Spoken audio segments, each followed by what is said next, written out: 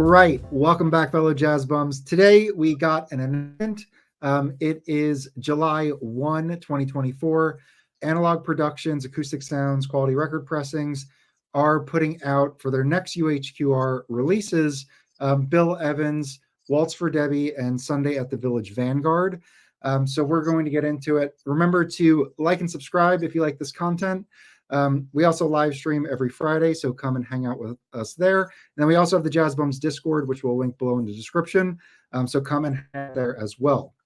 So with that, I wanted to just quickly show the announcement page here. So this is kind of how the information dropped. This is Chad Kassam, President, CEO of all of those three companies.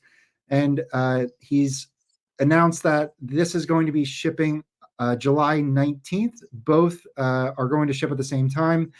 And his rationale was that they are complementary albums since they come from the same night. So he wanted to do the pre-orders and shipping at the same time for everybody. These will also be limited to 5,000 copies, and they are part of their UHQR line. UHQRs, they retail for $150 a piece. So it's going to be $300 plus taxes and potentially shipping. When all said and done, will be over $300. So with that, we wanted to get into what a UHQR is, what the importance of these recordings are, and then talk about, our reactions to this news. So I'm going to kick it over to Chris to talk about the UHQR itself. Yeah, thanks, Mike. Thanks everybody for watching. So the UHQR stands for Ultra High Quality Record. They started in Japan back in the 80s, I think, with JVC making the original UHQRs, and then several years ago, Chad kind of, I think, bought the rights to the trademark or whatever, and then started putting these out. He puts them on this Clarity vinyl, which is kind of clear looking vinyl. They sound, I've got two of them, I think, and they do sound amazing. Like the vinyl's generally dead quiet. And a lot of the times these become like the reference version of whatever LP they put out. And they cost $125 for 33s, which I don't think they've done 33s in a while, have they? It seems like all of them lately have been 45s, which are $150, as Mike said. So, Felipe, you want to tell us about the records? Yeah. So, Chris, Mike, thanks for watching. Two iconic Bill Evans records, if not his most popular and famous records: Sunday at the Village Vanguard and Waltz for Debbie. Those were recorded sessions June 25th, 1961, by probably Bill Evans' finest trio, even according to himself. Bill Evans on piano, of course, Paul Motion on drums, and Scott LaFaro on bass. Scott LaFaro, this very young, talented bass, very distinctive and unique sound.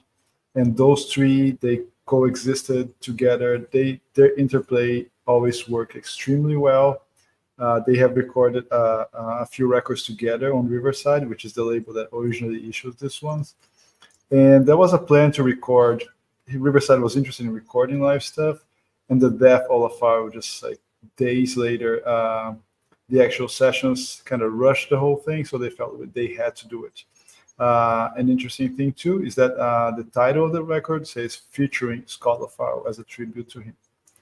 And the pieces that were chosen for this first record, Live at the Village Vanguard in 1961, were the ones that displayed Scott LaFaro's talents the best among what they chose from their Bill Evans and Ori Kipnew's personally chose those tracks to be played, to be included in the record. Next year, they used Waltz for Debbie, the track that Bill wrote for his niece, to be the title of the counterpart. Because this record got so popular, got so successful, there was a need for more. In '84, there was even more outtakes and non-included songs released in another release called More from the Vanguard on Milestone. Most important also is the covers itself. They're so beautiful, right? There's so different types of photography. Waltz for Debbie, that diffuse image of a female profile. And the cover of the Village Vanguard, the first one, is an iconic black and white figure. It shows Bill showing his hands, no piano there, sort of disappointed, gloomy looking, probably mourning for Alfaro there. And this record, I think, is a testament to the success of this trio, to their climax as musicians, as a band. And I think it's a record that should exist in any collection, jazz or not. These are very beautiful and compelling, intricate records to listen to, and very enjoyable listening as well. Right, you even hear some hits of the audience there. So, and the Village Vanguard is an amazing place. Whoever hasn't been there, I highly recommend. And that's it. I think those titles are no surprise to be picked for such a series. Exactly. No, yeah, that's kind of the first thought I wanted to ask y'all was, do these titles deserve to be in the UHQR series? Right? Like, we know what Chad thinks about when he's adding titles to this series. And do you think these two, hit the mark? I think we've had discussions about UHQRs in the past, and I think we've actually predicted that they were going to do Bill Evans and also like Way Out West by Sonny Rollins.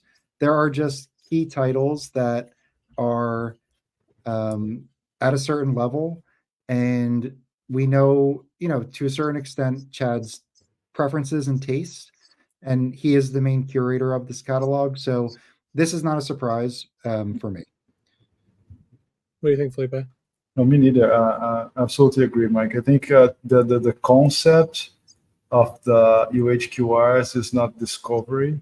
I think it's curation. Is a killer titles that go beyond genres, go beyond age itself. It's like Library of the Congress kind of thing.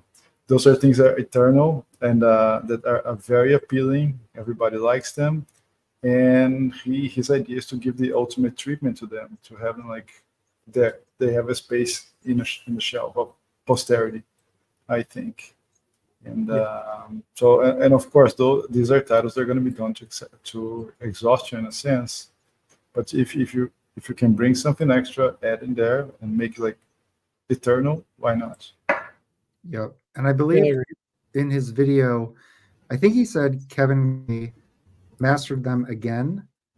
So this won't be the same metalwork that was used for the 45 Riverside Bill Evans box set, which I think was done when Kevin was at Acoustic.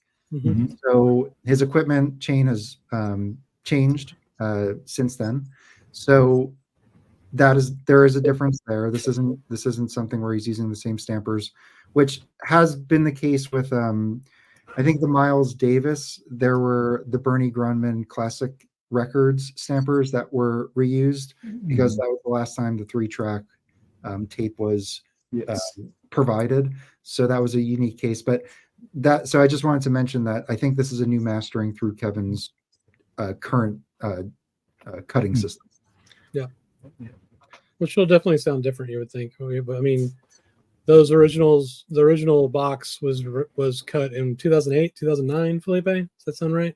So around that, Chris, yes. Yeah. I think so. 15 years later, or whatever. Yeah. So it could be different for sure. From that box, it's very distinct. I think, as we mentioned, the bass is just so upfront, present, sharp, crystal clear. And I listen to that record. It's like solid state in tubes. It always comes across really nice, fast, very sharp, slapping. The piano, just like the Monk reissues that they did, you can hear them across the speakers. You can position his hands across the field, which I think it's super cool. So, but I think there's still some room for improvement there in terms of the panning, again, the positioning, and even more clarity, perhaps on the piano and the drums. So let's see what they're bringing to the table. I do want to mention the price. This is not a surprise. They're $150 an album, which is substantial. That's for a new album. That's really on the high end.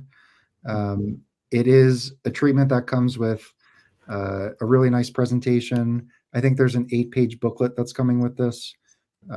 So you're getting some additional pieces. You are paying for that Clarity vinyl, which I think is like Super Vinyl version 2 or something like that from I forget what the source is of that, but He got it from Hobson. He bought it with Classic Records. It was part of what Hobson owned, was the trademark to Clarity vinyl. Okay, all right, got it. Which is what they use in that box you got, that classic one-sided box. Oh yeah, the Ellington and Louis Armstrong. Yeah. So it'll certainly sound good. But yeah, I do think the price point puts it at a premium, so it's it's going to price some people out. Yeah, it's going to price me out. I mean, I've got the Riverside box. It sounds great to me. It's all I'm ever going to need, which is fine. But if you want that extra treatment, you want to spend that kind of money on a single record, then there's nothing wrong with that. Like, it's going to be badass. Yep. Oh, for sure. I think, as Chad said when we talked to him, it's not for everybody. There is a certain product for a certain profile of buyer, consumer. As you can buy a great OJCs now, also done by Kevin. You can buy the box. There's so many great versions out there. I think in a sense it's great because you have a price tier for everybody at a very high quality level. So if we know the price, we know there is a box, and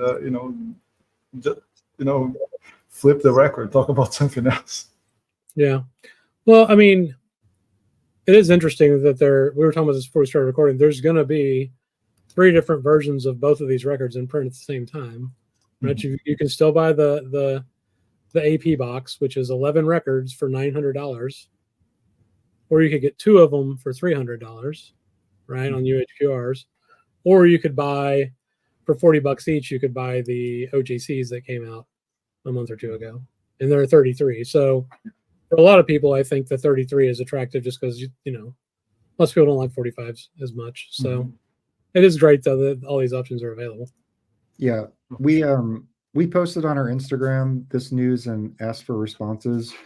We received a good number. There were mixed. I would say there were a lot of people, critical, mentioning that OJC has them available. They're Kevin Gray and $40. I did look at the comments in the announcement video, and they were definitely more positive. People pretty excited to be able to get this as part of the UHQR series, which I totally get.